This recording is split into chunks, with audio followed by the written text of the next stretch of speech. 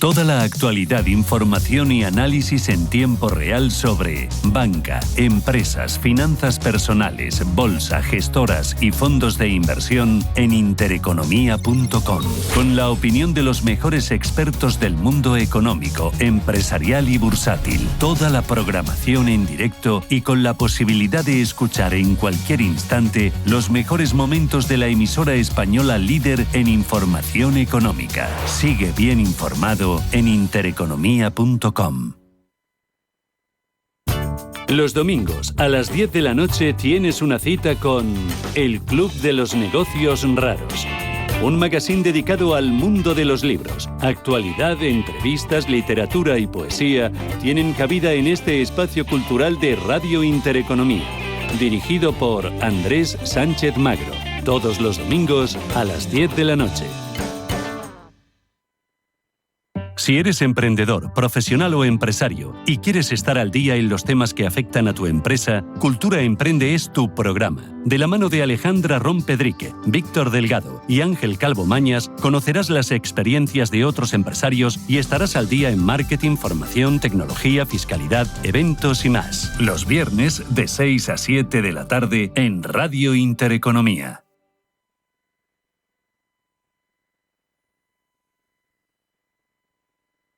¿Quieres saber más acerca del hidrógeno? H2 Intereconomía te cuenta las últimas novedades, avances tecnológicos y entrevistas de interés sobre este medio energético. Los martes, de 11:30 a 12 de la mañana, H2 Intereconomía, presentado por Rubén Gil, tu espacio semanal sobre el hidrógeno. Porque en Radio Intereconomía apostamos por el sector energético y la energía limpia. La Hora de Miguel Ángel es un programa dedicado a la salud y la prevención de enfermedades. Con un lenguaje claro y sencillo, te explica cómo llevar una vida saludable. La Hora de Miguel Ángel, todas las noches a las 12 en Radio Intereconomía.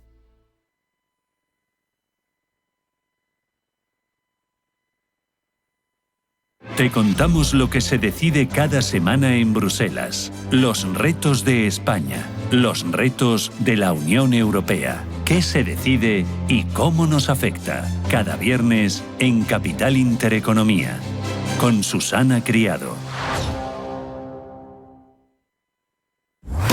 Radio Intereconomía. Eres lo que escuchas. En Radio Intereconomía, Pulso Geopolítico. Análisis sobre los nuevos desafíos mundiales. Presenta Rafa Jiménez. Bienvenidos al Pulso Geopolítico de Intereconomía, en el que miramos en esta ocasión hacia las propuestas tanto del presidente de Estados Unidos, Donald Trump, como de uno de sus ideólogos en la sombra, Curtis Yarvin, respecto de Gaza, porque, aunque aparentemente desconectadas, reflejan una visión común sobre el futuro del orden global en el cual los Estados-nación, tal como los conocemos, pueden estar alcanzando su fin.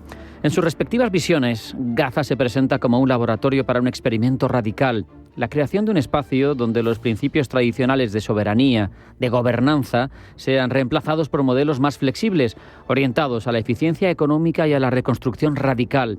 La propuesta de Trump de vaciar Gaza de sus habitantes originales y transformarlo en un paraíso turístico de élite, como la Riviera Francesa o un Singapur moderno, se cruza con la idea de Yarvin de crear una ciudad-corporación en la que las fronteras y la ciudadanía se disuelvan en favor de una nueva lógica basada en el mercado, en la rentabilidad. Ambos proponen un nuevo orden en el cual los territorios se convierten en unidades económicas autónomas, capaces de operar como entidades independientes o incluso como grandes empresas cotizando en bolsa. Como los súbditos de Gala Placidia o de Aecio, vivimos en un punto crítico del mundo tal y como lo hemos conocido en los últimos siglos y en el que, a pesar de la dificultad para entender el remolino desde dentro, observamos señales fácilmente identificables, como esa posible disolución de los Estados-nación. El punto de partida común en estas propuestas es la erosión de la soberanía estatal tal como la conocemos. En el caso de Trump, la propuesta implica una especie de limpieza étnica implícita, no tan evidente como otras propuestas similares, porque vacía Gaza de su población original para establecer un nuevo orden económico en el territorio. Por su parte, Yarbin da un paso más allá. Sugiere que territorios enteros puedan ser gestionados como empresas y que en lugar de ser gobernados por representantes electos, sean dirigidos por corporaciones que buscan maximizar la rentabilidad. Esta visión de gobernanza, donde los territorios podrían tener un componente corporativo y hasta cotizar en bolsa, refleja una transformación radical en la forma en la que entendemos territorios, ciudades y naciones. Eso sí, ambas propuestas coinciden en una idea: esos estados-nación con estructuras burocráticas, sistemas de bienestar, políticas de inclusión, se están quedando atrás. El mundo globalizado exige una reconfiguración. Las economías deben operar de forma más eficiente, con menos ataduras a intereses políticos o nacionales. Esto apunta, como digo, a la creación de ciudades-empresa, de corporaciones-nación, que podrían gobernar, según sus ideólogos, con el mismo pragmatismo que una compañía que busca maximizar beneficios sin preocuparse por la identidad cultural, los derechos humanos o las tradiciones políticas. En este escenario, la ciudadanía pasa a un segundo plano y lo que importa es la creación de valor económico. Esa ciudad-corporación anticipa un mundo donde los territorios se consideran activos corporativos. Si los territorios, como propone Yarbin, dejan de ser unidades políticas y se convierten en unidades económicas, los habitantes originales pueden quedar fuera de la ecuación, desplazados, despojados de su estatus como ciudadanos. En lugar de ser miembros de una nación, de tener derechos inherentes, se convierten en accionistas de un modelo empresarial global.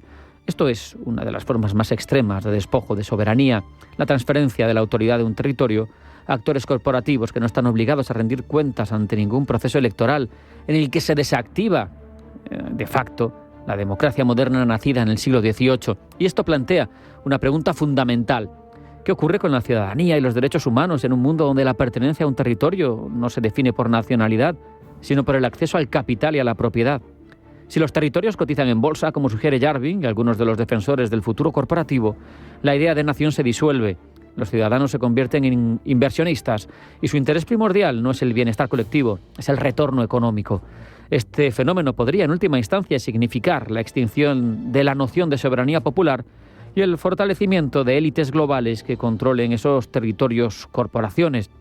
Así, las ideas de Yarbin y Trump, aunque planteadas en contextos muy distintos, nos empujan a reflexionar sobre cómo esta transformación radical del orden mundial podría generar una distopía que muchos autores ya han imaginado, desde 1984 de Orwell hasta Fundación de Isaac Asimov. La ficción distópica ha explorado la consolidación del poder en manos de corporaciones, la manipulación de la población y el control absoluto de los recursos. Sin embargo, lo que antes era ficción ahora se convierte en una propuesta seria, no solo de algunos pensadores influyentes, propuestas extremas que llegan de quien está sentado a los mandos del hegemón, algo que nunca antes, al menos en un pasado cercano, habíamos visto. Si las ideas de Yarbin y Trump se ponen en práctica, estaremos viendo el inicio de un cambio en la estructura política global, hacia una gobernanza controlada, como digo, por actores económicos centrados en la eficiencia, sin tener en cuenta la sociedad ni la política. Y el potencial de que estas ideas se implementen, de una forma u otra, está relacionado con una serie de factores geopolíticos y geoeconómicos. La creciente desconfianza hacia los gobiernos tradicionales, la globalización acelerada con el friendsharing y esa dilución de fronteras tan controvertida que propone Trump, la digitalización de las economías, la erosión de las identidades nacionales, allanan todas un camino para que este modelo extremista gane tracción. Pero las implicaciones éticas y sociales de un mundo corporativo donde los derechos humanos y la soberanía de los pueblos son relegados a un segundo plano pueden ser devastadores. Nos preguntamos si vamos hacia un nuevo orden mundial, porque el final de los Estados-nación puede marcar el comienzo de una nueva era de gobernanza global con activos económicos sobre la mesa, creación de espacios sin fronteras claras, gobernados por fuerzas corporativas que distorsionen esos conceptos políticos tal y como los conocemos y que reemplacen la lealtad hacia un Estado con la lealtad a un mercado, a una corporación. Esto desdibuja las líneas entre lo que es un gobierno legítimo, un mercado y una corporación transnacional. Las propuestas de Trump y Yarbin nos invitan a cuestionar el futuro del Estado-nación, del concepto de soberanía y de la propia idea de ciudadanía. Nos enfrentamos a una encrucijada en la que las ideas del pasado, de los derechos civiles y la pertenencia a un país pueden ser reemplazadas por nuevas formas de gobernanza, el capital y el mercado dictando las reglas del juego. La pregunta es, ¿estamos preparados para un mundo en el que los territorios sean solo empresas y la ciudadanía se mida en acciones?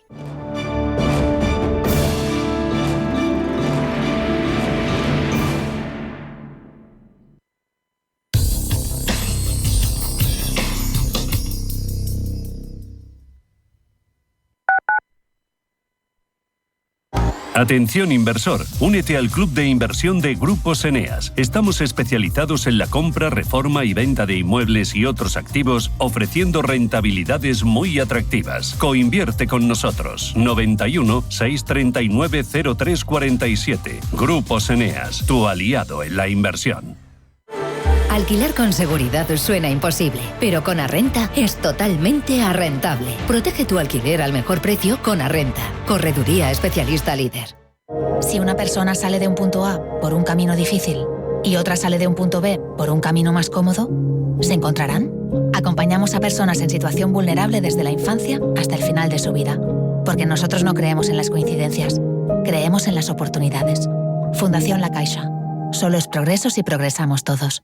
Los nuevos conceptos energéticos son ya un presente. Por ello, en Radio Intereconomía nos sumamos cada semana a I Más Verde, un programa sostenible y eficiente, productivo e innovador en el que analizamos etiquetas tan conocidas como eco, cero, bajas emisiones, descarbonización o renovables. Recíclate cada martes de 10 a 11 de la noche en Radio Intereconomía con José Luis Pichardo y descubre el futuro más verde.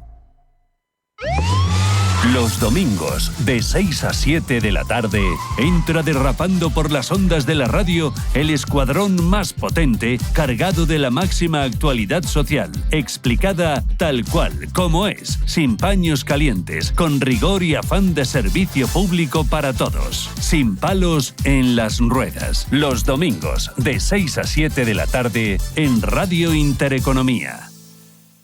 Los mercados financieros. Las bolsas más importantes. Información clara y precisa. Esto es Radio Intereconomía.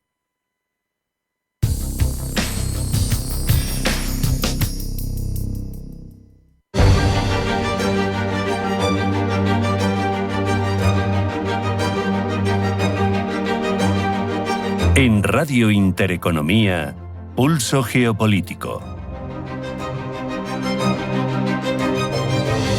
Pasan 12 minutos de las 2 de la tarde, una hora menos en Canarias. Repasamos ya la actualidad del día en titulares. Hoy con Pablo Llanone. Pablo, buenas tardes. Buenas tardes. En peligro el intercambio de rehenes por prisioneros en la Franja de Gaza. A 72 horas de que se produzca o se retrase el sexto canje de rehenes israelíes por presos palestinos, tanto los gazatíes como los familiares de los aún 76 cautivos temen que este escollo suponga el fin de un frágil alto el fuego y llaman a los líderes y garantes del pacto a actuar. Egipto asegura tener un plan sobre el futuro de la Franja de Gaza. Plan que garantizaría la reconstrucción del enclave sin el desplazamiento de su población, de unos 2 millones de personas, al contrario de la exigencia del presidente de Estados Unidos, Donald Trump, de expulsar a los gazatíes a otros países. Rusia ataca a Kiev con misiles. Ataque con misiles balísticos contra Kiev que ha provocado al menos un muerto. El ataque se produce la misma semana en la que, según el presidente ucraniano Volodymyr Zelensky, se producirá la primera visita de un representante de la nueva administración Trump con la mente puesta en posibles negociaciones de paz. En paralelo, los ministros de Exteriores de Francia, Alemania, España, Polonia, Italia y la representante para la política exterior de la Unión Europea se reúnen en París para abordar la situación diplomática en torno a la guerra de Ucrania. Y en Bruselas, todo preparado para que mañana se reúnan los ministros de la Alianza Atlántica. Primera reunión tras la vuelta al poder en Estados Unidos de Donald Trump, quien ha pedido a los miembros de la OTAN que incrementen su gasto militar. Y reunión en Canadá para abordar los aranceles de Donald Trump. Por primera vez en la historia, los 13 jefes de gobierno provinciales de Canadá se reúnen en Washington con legisladores y líderes empresariales en un intento de evitar que la administración Trump termine imponiendo los aranceles del 25% y dañe unas exportaciones de las que depende todo el país. El primer ministro canadiense, Justin Trudeau, se reúne en Bruselas con los presidentes del Consejo Europeo, Antonio Costa, y de la Comisión Europea, Ursula von der Leyen. Sobre la mesa, cómo proteger el multilateralismo frente a los aranceles de Estados Unidos y reforzar la seguridad transatlántica. En Washington, el Congreso de Estados Unidos analiza el Departamento de Eficiencia Gubernamental. Departamento liderado por el magnate Elon Musk. Se examinará por primera vez las acciones para recortar gastos y burocracia en la administración de Donald Trump, un día después de que el presidente firmase una orden ejecutiva para reducir significativamente la plantilla de la administración pública. Y volvemos a la Unión Europea porque Bruselas presenta este miércoles su hoja de ruta sobre el presupuesto. Cuentas públicas a largo plazo que necesita la Unión Europea Europea. La hoja de ruta dará el pistolazo de salida a unas negociaciones que se esperan largas y complicadas por las históricas divergencias que separan a los socios del bloque.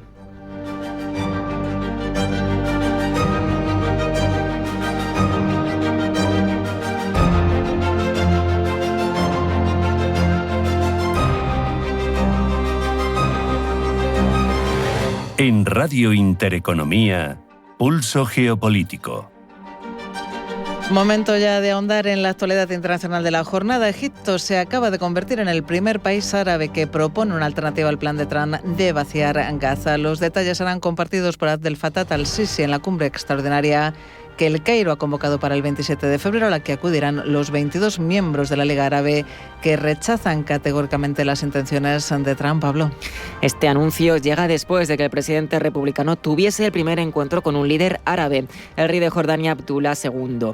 Este había sido señalado como uno de los posibles anfitriones de parte de los 2 millones de gazatíes que serían desplazados si el plan del magnate saliese a flote.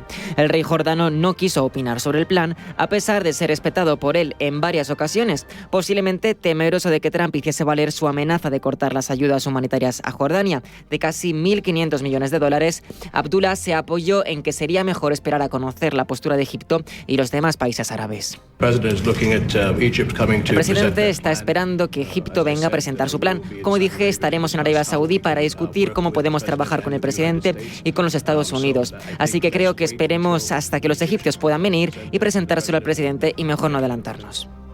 Esta postura reservada permitió que Donald Trump volviese a incidir en su deseo de tomar el control de Gaza. Lo dijo sin pestañear delante del propio rey jordano. No vamos a tener que comprar, vamos a tener Gaza, no tenemos que comprar, no hay nada que comprar, tendremos Gaza. ¿Qué es eso? No hay razón para comprar, no hay nada que comprar, es Gaza, es una zona devastada por la guerra, vamos a tomarla, vamos a conservarla, vamos a apreciarla, vamos a hacerlo, ponerlo en marcha con el tiempo, donde un montón de puestos de trabajo se van a crear para la gente de Oriente Medio. Quizá en un intento por dar algo al presidente y que el encuentro no quedase en nada, Abdullah anunció que prestaría a su país como anfitrión de más de 2.000 niños gazatíes en peligro. Donald Trump acogió la propuesta con entusiasmo. No sabía lo que acabas de decir, 2.000 niños con cáncer u otros problemas. Y eso es realmente un gesto hermoso, eso es realmente bueno y lo apreciamos. El rey jordano, a pesar de todas las tensiones, ha calificado a Trump como alguien que puede traer prosperidad a la región. Señor presidente, realmente creo que con todos los desafíos que tenemos en Medio Oriente, finalmente veo a alguien que puede llevarnos a cruzar la línea de meta para traer estabilidad, paz y prosperidad a todos los que estamos en la región. Estabilidad, paz y prosperidad son los 3 pilares que los estados árabes buscan asentar en la región y que, sin embargo, para otros estados como Egipto, Trump, lejos de ayudar a su construcción, podría enterrarlos. Y hoy en Washington, el Congreso estadounidense revisará por primera vez las acciones de Elon Musk a la cabeza del Departamento de Eficiencia Gubernamental que ha llevado a cabo para recortar gastos y burocracia en la administración de Donald Trump. Pablo. La decisión del Congreso acontece un día después de que el presidente firmase una orden ejecutiva que concede a Musk la competencia de reducir la plantilla de la administración pública y dar más peso al departamento. Así explica la decisión Donald Trump. Están recibiendo una gran indemnización y lo que estamos tratando de hacer es reducir al gobierno. Tenemos demasiada gente, tenemos espacio para oficinas, está ocupado por el 4%. Nadie se presenta a trabajar porque se les dijo que no lo hiciesen y luego Biden les dio un pase de 5 años. Algunos de ellos, 48.000 de ellos, les dio un pase de 5 años. Durante 5 años no tienen que presentarse a trabajar. Y déjenme decirles que, en gran medida, gran parte de esto se debe a Biden. Es su culpa. Él permitió que este país hiciese lo que hizo en nuestra frontera.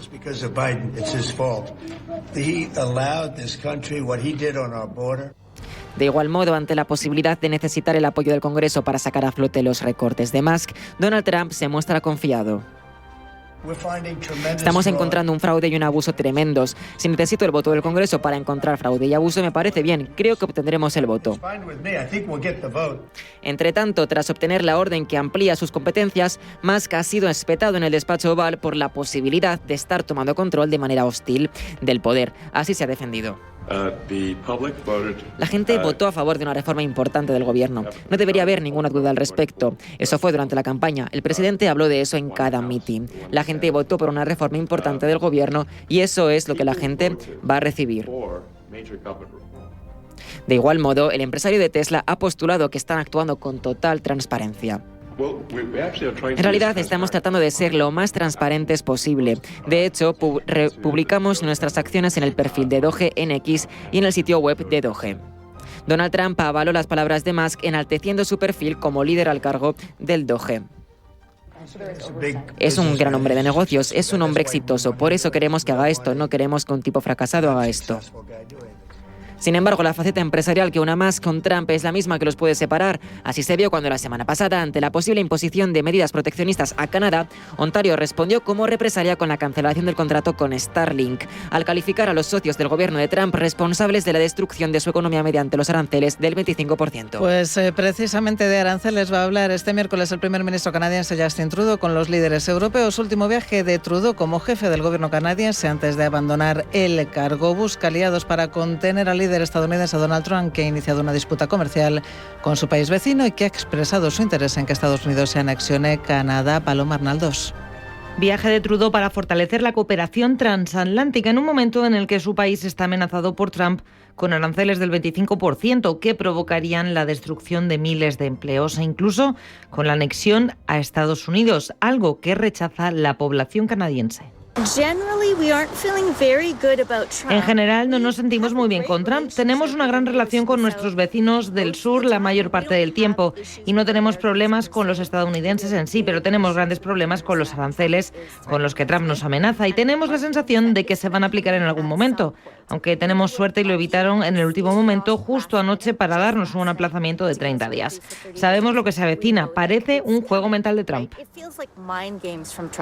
Palabras de una ciudadana canadiense ante la amenaza de Trump de anexionarse Canadá y de imponer aranceles. En estos momentos, tal y como recuerda esta ciudadana, la amenaza de aranceles de Trump está suspendida. Canadá quiere aprovechar este tiempo para reforzar sus lazos internacionales e intentar quitarle razones a Trump, que justifica la imposición de aranceles por el tráfico de fentanilo. El presidente canadiense está esforzándose, sobre todo en estrechar lazos con el flanco europeo, y para ello ha mantenido conversaciones con el presidente del Consejo Europeo, Antonio Costa, al menos en 2 ocasiones, con la presidenta comunitaria Ursula von der Leyen y con el primer ministro británico Keir Starmer.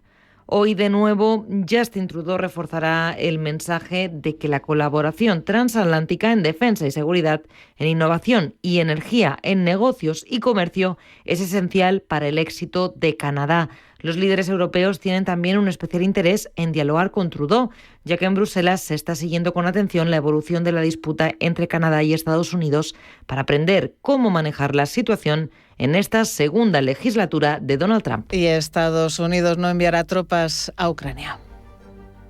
We are not sending U.S. troops to Ukraine. Así lo ha dicho el secretario de Defensa de Estados Unidos, Pete Hegseth, para quien debe ser Europa quien invierta en su seguridad. El continente europeo, dice, merece estar libre de cualquier agresión, pero deberían ser los vecinos los que más inviertan en esa defensa individual y colectiva. Sobre el terreno, ataque ruso sobre Kiev, en el que se han empleado miles de misiles balísticos, al menos una persona ha muerto y otras 4 han resultado heridas. Tras el ataque, el presidente ucraniano ha pedido la unidad y el apoyo de todos sus aliados para poner fin de manera justa a la guerra. Putin ha escrito: Zelensky no está preparado para la paz. Declaraciones de Zelensky que llegan el día después de que en una entrevista al diario británico The Guardian abriera la puerta por primera vez a un intercambio de territorio con Rusia. Desde el Kremlin aseguran que Moscú nunca abordará el asunto del intercambio de su territorio. El portavoz del Kremlin, Dmitry Peskov, ha advertido de que las fuerzas rusas expulsarán a los ucranianos de Kursk y no negociarán ningún intercambio. Y sobre Ucrania hablarán mañana los ministros de Defensa de la Alianza Atlántica reunidos en Bruselas, primera reunión tras la vuelta al poder en Estados Unidos de Donald Trump, quien ha pedido a los miembros de la OTAN que incrementen su gasto militar. Gemma González. Primera toma de contacto entre la nueva administración Trump y la Alianza Atlántica. A Bruselas ha llegado Pete Hegseth, en lo que es el primer viaje a la OTAN por parte de un miembro del nuevo gobierno estadounidense. Los aliados esperan conocer cuánto apoyo militar y financiero tiene la intención de proporcionar Washington al gobierno de Zelensky. Hegseth ya ha mantenido conversaciones con el secretario de Defensa del Reino Unido, John Healey, antes de una reunión del Grupo de Contacto para la Defensa de Ucrania en la sede de la OTAN en Bruselas. Austin Lloyd, predecesor de Hegseth en el Ministerio de Defensa estadounidense, estableció ese foro para recaudar armas y municiones para Ucrania en 2022. En los últimos 3 años, alrededor de 50 países han proporcionado a Kiev más de 126.000 millones de dólares en armas y asistencia militar. El viaje de Hegseth se produce menos de 2 semanas antes del tercer aniversario de la invasión a gran escala de Rusia a Ucrania, el 24 de febrero de 2022. La mayoría de los aliados de Estados Unidos temen que el presidente ruso no se detenga en las fronteras de Ucrania si gana. Trump ha prometido que pondrá fin a la guerra. Está por ver cómo lo hará. Por el momento, el republicano se ha quejado de que la guerra cuesta mucho dinero y ha sugerido que Ucrania debería pagar el apoyo estadounidense con acceso a sus minerales raros, energía y otros recursos.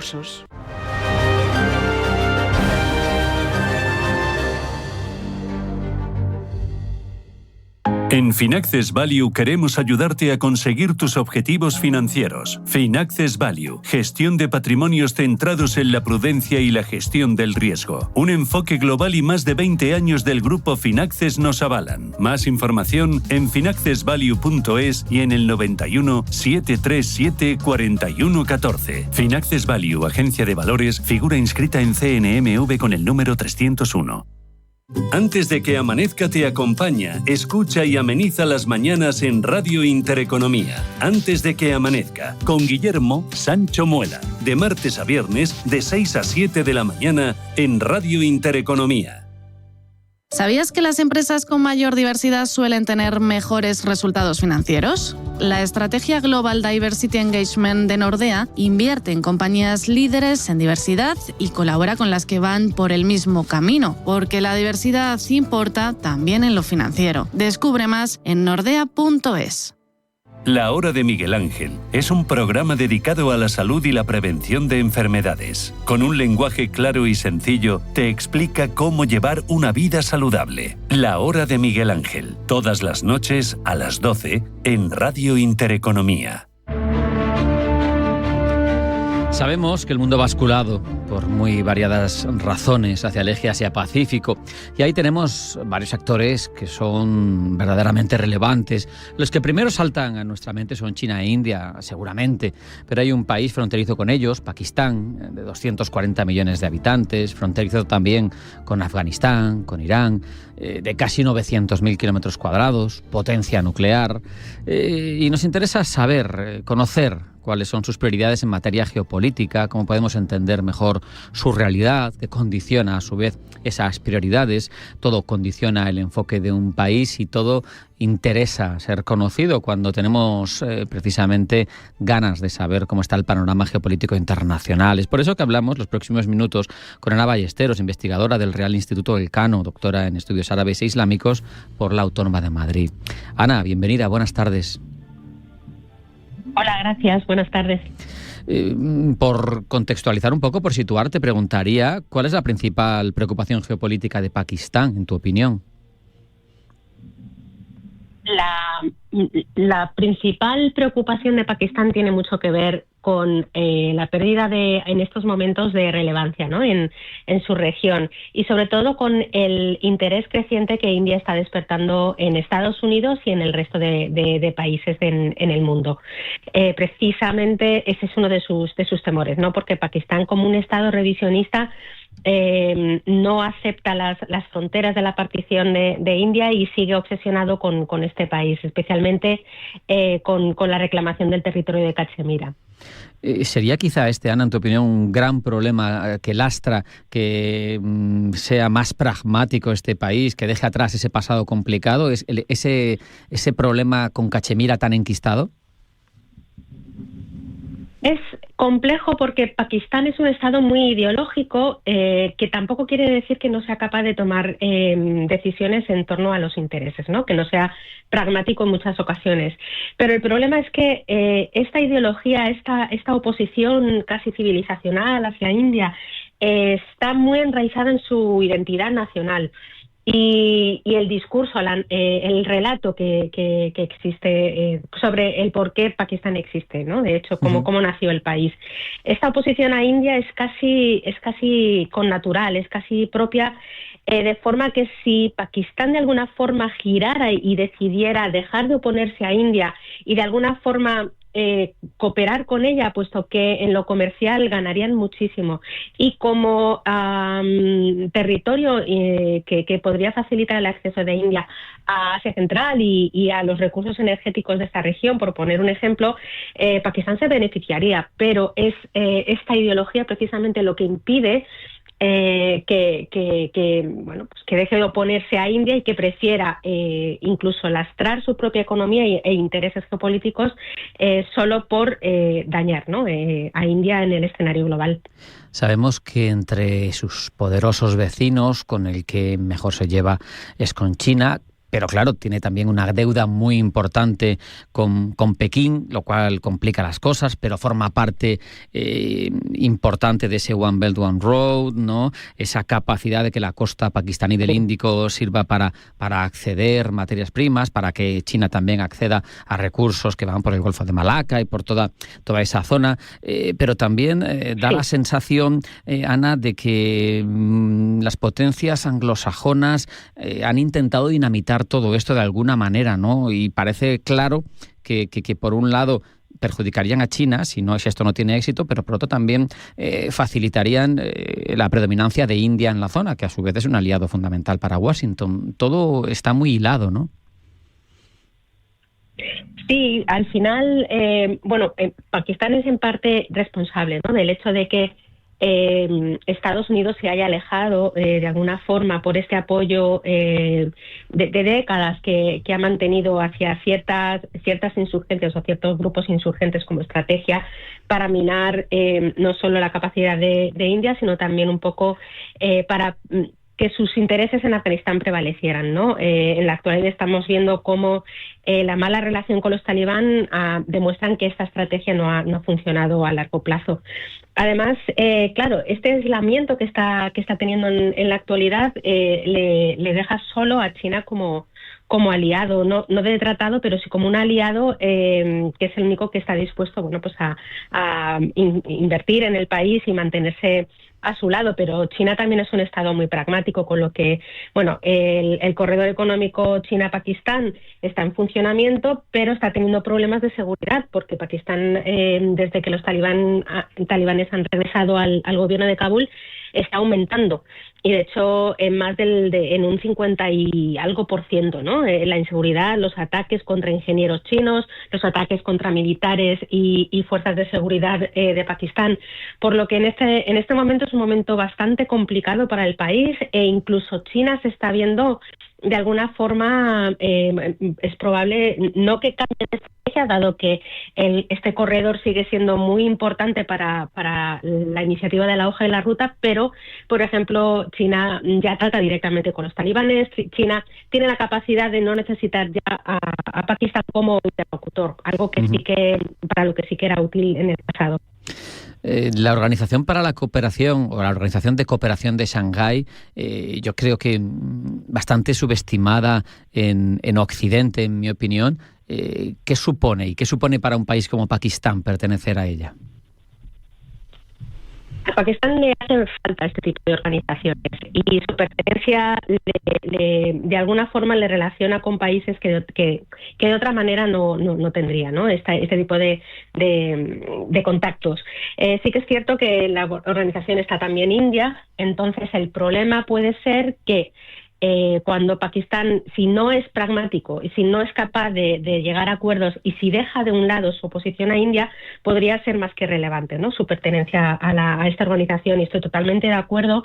Tendemos a no ver la importancia de esta organización, especialmente para estos países, ¿no? Del continente asiático y para otros. Es decir, está siendo una plataforma en la que otras incipientes se pueden mirar, ¿no? Entonces, yo sí que tendría los ojos puestos en esta organización, y Pakistán finalmente, bueno, pues es un tipo de iniciativas que le salvan, ¿no? A falta de otro tipo de participación relevante en sus relaciones internacionales.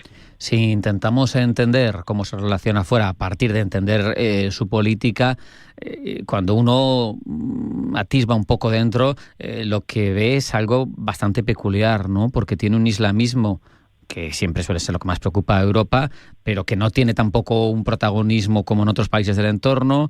Tiene sagas familiares que pesan, los Bhutto, los Sharif, pero tiene unos militares que en su historia han sido fundamentales. Es distinto a otros países de la zona. Sí, Pakistán es un estado, a mí obviamente me parece fascinante porque llevo mucho tiempo estudiándolo, pero estamos viendo en la actualidad cambios en unas dinámicas que se han mantenido durante décadas, que es la prevalencia en la política de estas sagas familiares, ¿no? Tanto Sharif como Bhutto, pero recientemente con el éxito político de Imran Khan y de su partido político, sobre todo por él, ¿no? Estamos viendo que en los últimos años y a raíz de las últimas elecciones, el establishment militar está teniendo graves problemas de credibilidad, y era normalmente hasta el momento esa institución en la que todo el mundo confiaba y a la que se le daba mayor credibilidad que cualquier liderazgo o partido político. Precisamente la manipulación electoral de las últimas elecciones que han hecho es una estrategia que han empleado los militares en todas las elecciones. Al final, en Pakistán se bromea con el hecho de que no sea un líder electo, sino selecto, ¿no? Y el hecho de que se intentara robar el éxito electoral a Imran Khan ha de alguna forma empeorado, ¿no? esta imagen de los militares, hasta el punto de que hay varios de ellos que están siendo que están en los tribunales, ¿no? que se les va a meter en la cárcel precisamente por haber colaborado con el partido de Khan. Todo esto es muy interesante porque rompe ciertas dinámicas del pasado y nos abre probablemente un nuevo episodio en el capítulo político de Pakistán. Por ahora en el gobierno, si efectivamente están en coalición estas dos dinastías junto con otros líderes políticos, comparten una alianza, comparten una coalición de gobierno, pero obviamente en el momento en que pierdan el respaldo de los militares, pues se convocarán otras elecciones y no sabemos quién será el nuevo candidato selecto. Entonces, en este sentido, la política es problemática por ese control que el establishment militar sigue manteniendo sobre el poder de Pakistán, que cuando llevan ya un par de décadas que no dan golpes de Estado, pero siguen gobernando ya no en la sombra, siguen gobernando directamente, prácticamente, ¿no? Con unos cambios en la Constitución, con unos cambios en las asambleas, con unas leyes que se aprueban, que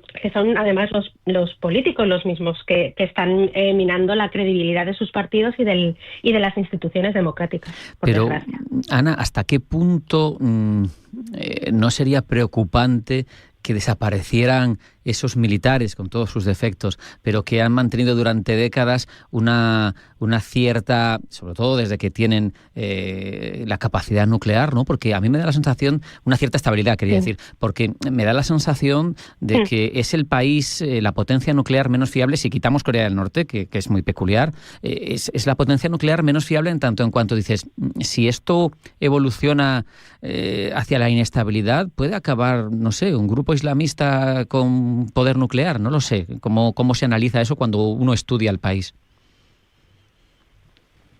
Sí, yo lo veo poco probable. Yo creo que eso es un elemento con el que este establishment ha ido jugando a lo largo del tiempo, ¿no? Es siempre la amenaza de nunca se sabe cuándo un grupo de estos va a llegar, ¿no? Recordad que se nos puede ir de las manos. Yo creo que eso es algo con lo que ellos chantajean a la comunidad internacional. Yo recuerdo un discurso de Imran Khan en la Asamblea General de Naciones Unidas, poco después de que India cambiara el estatus de Cachemira, en el que directamente amenazaba, ¿no? con esto.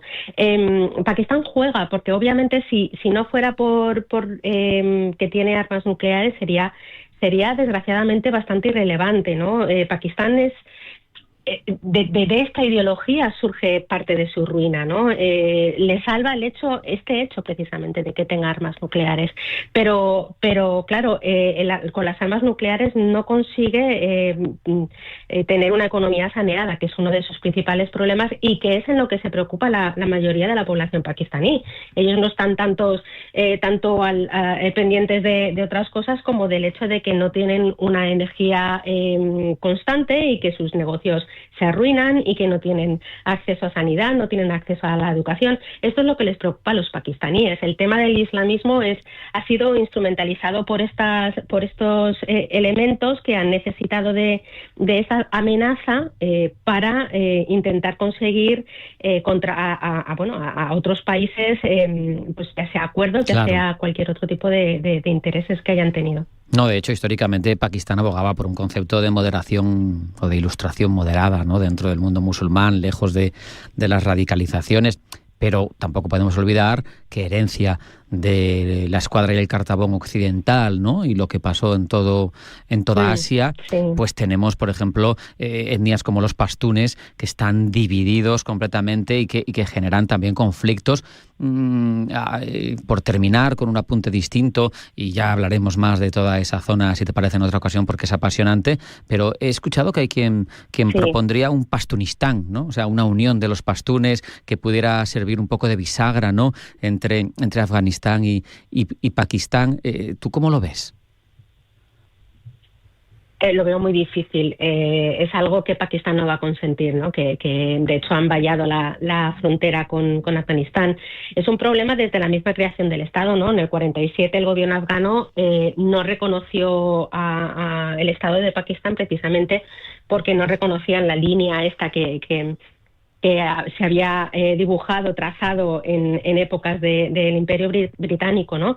Y no renuncian a esta población pastún. Y esta es una de esta hipotético Pastunistán es precisamente uno de los elementos que llevó al establishment y a la política pakistaní a apoyar el islamismo, ¿no?, como una ideología que fuera una contraparte al nacionalismo étnico, no solo de los pastunes, sino también de los baluchíes. Uh-huh. El problema es que se ha aislado a estas dos poblaciones, el problema es que se ha marginado y no se ha desarrollado lo suficiente como para que estas dos poblaciones se sientan parte del Estado, ¿no? Y tenemos, si bien es cierto, unas movilizaciones cívicas muy importantes, ¿no?, de varios grupos pastunes que están reclamando derechos, que están reclamando a través del Parlamento. Es muy interesante, ¿no?, esta imagen que tenemos de los pastunes como violentos cuando no es así. Tienen también una tradición pacífica a través de los que eran los Judai-e Makyar, que lidera Bachajan en la época de la partición, ¿no?, cuando se le comparaba con Gandhi, ¿no?, se decía que era el Gandhi pastún.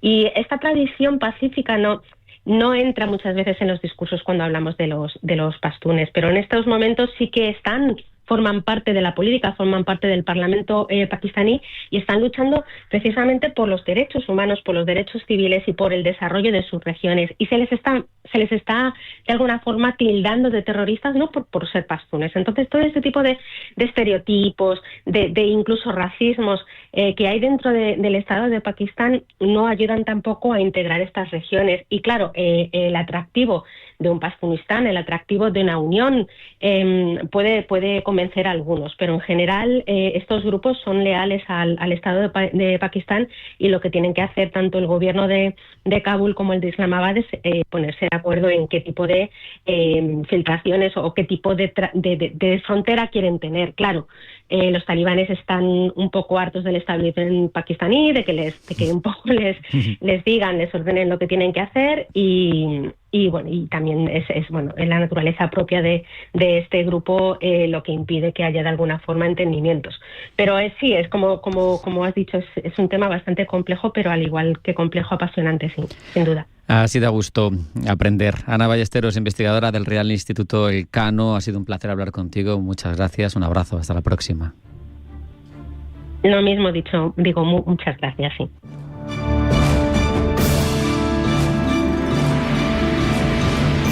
En Radio Intereconomía, Pulso Geopolítico. Toda la actualidad, información y análisis en tiempo real sobre banca, empresas, finanzas personales, bolsa, gestoras y fondos de inversión en intereconomía.com. Con la opinión de los mejores expertos del mundo económico, empresarial y bursátil. Toda la programación en directo y con la posibilidad de escuchar en cualquier instante los mejores momentos de la emisora española líder en información económica. Sigue bien informado en intereconomía.com. Cierre de mercados es como el punto en la I. Un programa que deja las cosas en su sitio. Hola, te habla Javier García Viviani. A las 3 de la tarde comenzamos a Cierre de Mercados en Radio Intereconomía. La mejor manera de estar informado de toda la actualidad económica. Di que nos escuchas.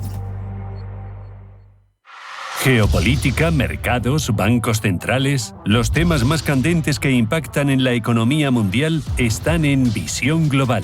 Cada tarde de lunes a viernes a las 7 con Marta Isern. Visión Global.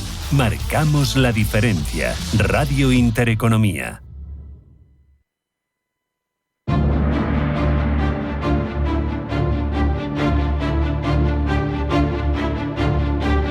En Radio Intereconomía, Pulso Geopolítico. Presenta Rafa Jiménez.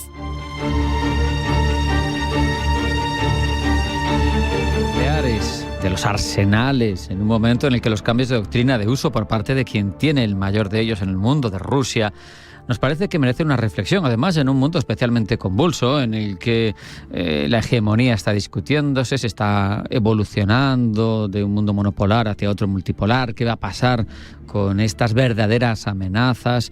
Porque son verdaderamente preocupantes. Lo hablamos, lo reflexionamos, porque lo merece, con Manuel Herrera Almela, que es investigador principal del Instituto Affari Internazionali de Roma. Manuel, bienvenido, buenas tardes. Hola, buenas tardes. Muchas gracias. Sitúanos, para que nos hagamos una idea, el global, ahora mismo, el panorama de armas nucleares en 2025, los miembros que hay en el club, lo que a ti te parece básico para empezar a entender el oyente cómo está este asunto. Sí, desde luego. Bueno, con respecto, aquí tenemos que hacer una distinción ya de base de partida con respecto a lo que se considera estados poseedores de armas nucleares desde un punto de vista jurídico y legal, y luego lo que serían estados en general poseedores del arma nuclear. Esta distinción es importante debido a que hay un tratado específico llamado el Tratado de No Proliferación Nuclear de 1968 que regula el estatus de aquellos que legalmente poseen el arma nuclear. En este caso son 5 países, que son Estados Unidos, la antigua Unión Soviética, actualmente Rusia, la República Popular China, el Reino Unido y Francia. Estos serían los 5 países que legalmente pueden poseer el arma nuclear según este tratado. Y luego, por otra parte, tendríamos los estados que también poseen este tipo de arsenal, este tipo de arma, pero que no son reconocidos como poseedores por parte del Tratado de No Proliferación, que incluiríamos, aparte de estos 5 países que ya he mencionado, luego tendríamos que incluir en esta categoría pues a Corea del Norte, a India, a Pakistán y a Israel.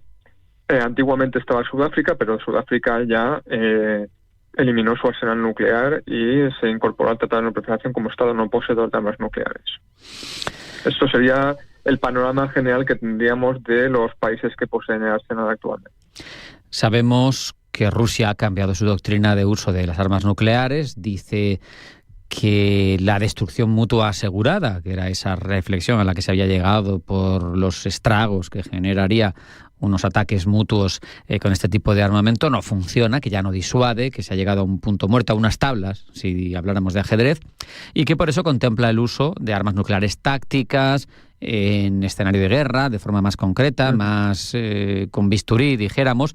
Pero esto, al final, ¿qué supone? Bueno, a ver, la discusión con respecto al... Yo siempre lo he discutido con muchos colegas, hay muchos colegas expertos. Existe una discrepancia con respecto a si considerar el concepto de arma nuclear táctica como un concepto o como un arma nuclear separado, que sería el propio arma nuclear estratégica, que serían las de largo alcance. En el sentido de que, en definitiva, el lanzamiento de una ojiva o de una cabeza nuclear tendrá estragos equiparables, tanto si esta arma nuclear es táctica como no táctica. Es decir, tendrá que ser el efecto obviamente destructivo, más luego el posterior efecto de la intoxicación radiactiva.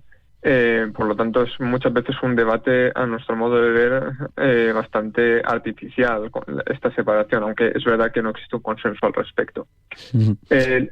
La cuestión con respecto al uso de arma táctica, nuclear táctica, no es nueva, es decir, ya se planteó usar armas nucleares tácticas en la guerra de Vietnam, aunque nunca se llevó a cabo, gracias a Dios nunca se llevó a cabo, y por lo tanto la idea es eso, plantea a Rusia la cuestión de decir, bueno, utilizo un arma nuclear táctica a modo de ataques quirúrgicos, ataques bisturí, como podríamos denominar, en el cual son objetivos muy localizados, con un yield de la cabeza nuclear muy bajo en comparación con lo que sería un arma nuclear estratégica, y por lo tanto se asume que la destrucción será mínima porque, en definitiva, hay una cuestión que no se nos debe escapar aquí. Es decir, en el contexto de la guerra de Ucrania, concretamente, se asume que Rusia quiere poder en un futuro tomar posesión de los territorios ucranianos si la conquista de estos territorios va de acuerdo con su planificación militar. Es decir, y si tú lanzas un arsenal, una bomba atómica, un artefacto atómico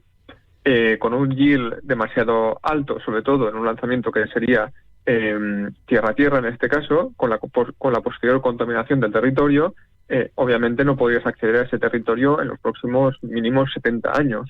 Por lo tanto, a Rusia no le interesaría. Es por eso que plantea la posibilidad de decir, bueno, utilizo un arma táctica con una capacidad destructiva menor, con un yield nuclear menor, donde la radiación y la contaminación radioactiva se puede disipar al cabo de las semanas, y entonces mi ejército puede entrar sin ningún riesgo. Esa sería la lógica de este movimiento. Sí. ¿Qué suponen las actualizaciones tecnológicas? Yo no sé, supongo que, no lo sé, explícamelo tú, si en materia de lo que son las ojivas ha cambiado mucho, pero sí que a mí me parece que hay un elemento que cambia las cosas, que son los misiles hipersónicos, ¿no? Los famosos Oresnik y muchos otros que hay sobre la mesa. ¿Qué supone esto? Porque cambia también las capacidades de los misiles atómicos, ¿no? Son más difícilmente interceptables. Exacto. Aquí, a nivel de lo que es la tecnología propiamente de la capacidad atómica, no hay mucho que decir. Es decir, una vez descubierta e inventada la bomba termonuclear, más allá de eso, ¿para qué quieren más cosas? Es decir, la capacidad destructiva de una bomba termonuclear ya es suficientemente de por sí grande como para querer innovar más. Lo que sí que ha cambiado es, obviamente, como bien has mencionado, los vectores de lanzamiento, es decir, en este caso los misiles. Ha habido una actualización progresiva de la capacidad tecnológica de los vectores de lanzamiento y nos encontramos en la fase ya de la hipersónica. La hipersónica plantea un problema desde un punto de vista de lo que sería la forma en la cual responder a la amenaza nuclear, debido a que hay muchos sistemas antibalísticos, sobre todo cuando los rusos hicieron su anuncio hace ya unos años, porque fueron los primeros en desarrollar la tecnología hipersónica. La gran duda era si los sistemas antibalísticos que habían establecidos en aquel momento eran capaces de repeler un ataque masivo lanzado con misiles hipersónicos, y la conclusión a la que se llegó era que no. Es decir, el misil hipersónico es demasiado rápido, la ojiva hipersónica tiene una capacidad de maniobra muy elevada, una velocidad muy elevada, y no se podía hacer. Entonces, además de eso, también reduce mucho el tiempo de respuesta. Si antes se podía tener un tiempo de respuesta aproximado a lo mejor de 30 minutos a un lanzamiento, se reducía a 5. No hay forma realmente racional, digamos, de responder en especie en tiempo y de evaluar toda la información de un lanzamiento en 5 minutos. Es prácticamente imposible.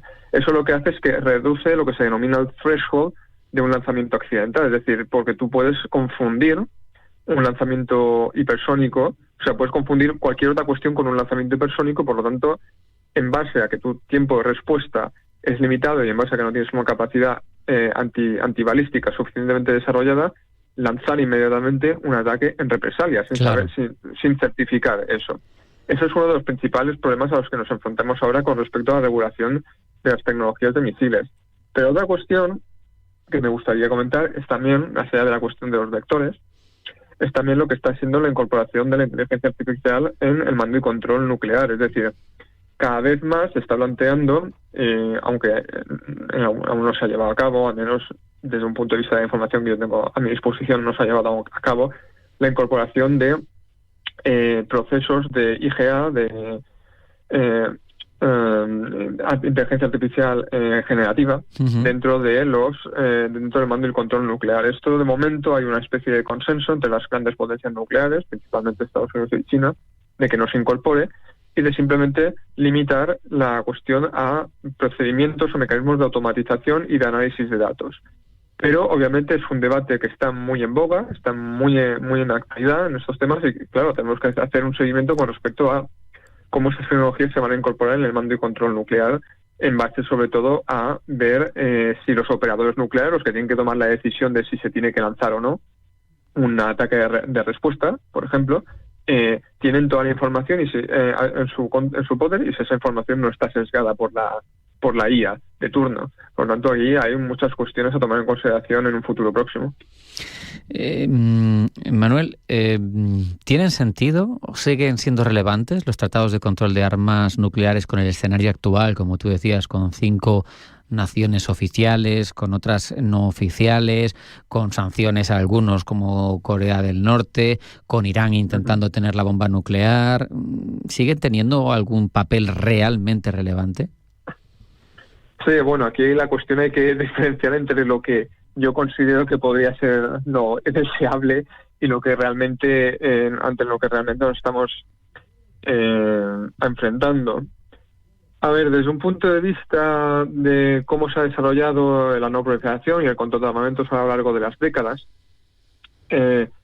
yo simplemente mencionaría que los procesos de control de armamentos y los procesos que llevan a los controles de armamentos jurídicamente vinculantes, es decir, mediante convención o tratado, son de carácter cíclico. Lo hemos visto, es decir, tradicionalmente lo hemos visto en muchos escenarios, se hace en el escenario previo a la guerra, a la crisis de los misiles de Cuba, o la crisis de los Pershing II en los años 80, y lo estamos viendo también, probablemente lo veremos con el caso de Ucrania en un futuro no tan lejano. Es decir, el proceso del control de armamentos consiste básicamente en una curva ascendente de auge de tensiones entre las partes involucradas, hasta que se llega a un techo de tensión en el cual ambas partes se percatan de que esa tensión puede derivar realmente en un uso involuntario o voluntario de arma nuclear, y por lo tanto se llega a un acuerdo en la necesidad o un consenso en la necesidad de establecer mecanismos de control bilateral o multilateral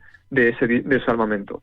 Ocurrió con el caso de la crisis de Cuba, ocurrió con el caso de los Pershing II. Después de los Pershing II se estableció la gran mayoría de los tratados de control nuclear bilateral entre Estados Unidos y la Unión Soviética.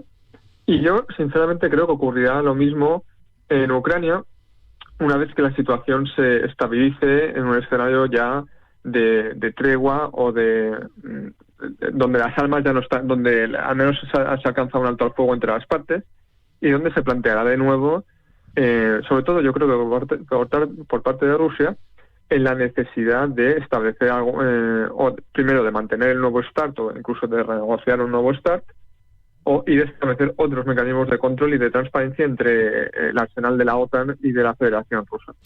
Con esa reflexión y esperando que sea así y que siga todo bajo control, nos despedimos. Manuel Herrera Almela, investigador principal del Instituto Affari Internazionali de Roma. Ha sido un placer hablar contigo. Hasta la próxima. Muchas gracias.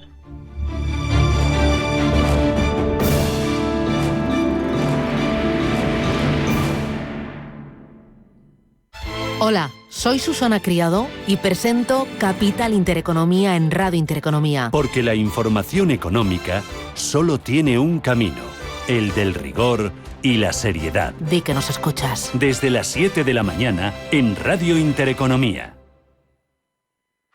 Geopolítica, mercados, bancos centrales. Los temas más candentes que impactan en la economía mundial están en Visión Global. Cada tarde de lunes a viernes a las 7 con Marta Isern. Visión Global. Marcamos la diferencia. Radio Intereconomía. Las noches de lunes a jueves en Radio Intereconomía te convocamos a Disidencia Deportiva, un programa diferente, independiente, apasionante, disidente y deportivo. Disidencia Deportiva, de lunes a jueves a las 11 de la noche, tu tertulia de deportes en Radio Intereconomía. La Hora de Miguel Ángel es un programa dedicado a la salud y la prevención de enfermedades. Con un lenguaje claro y sencillo, te explica cómo llevar una vida saludable. La Hora de Miguel Ángel, todas las noches a las 12 en Radio Intereconomía. Los domingos a las 10 de la noche tienes una cita con El Club de los Negocios Raros. Un magazine dedicado al mundo de los libros. Actualidad, entrevistas, literatura y poesía tienen cabida en este espacio cultural de Radio Intereconomía. Dirigido por Andrés Sánchez Magro. Todos los domingos a las 10 de la noche. Radio Intereconomía. Información financiera en tiempo real.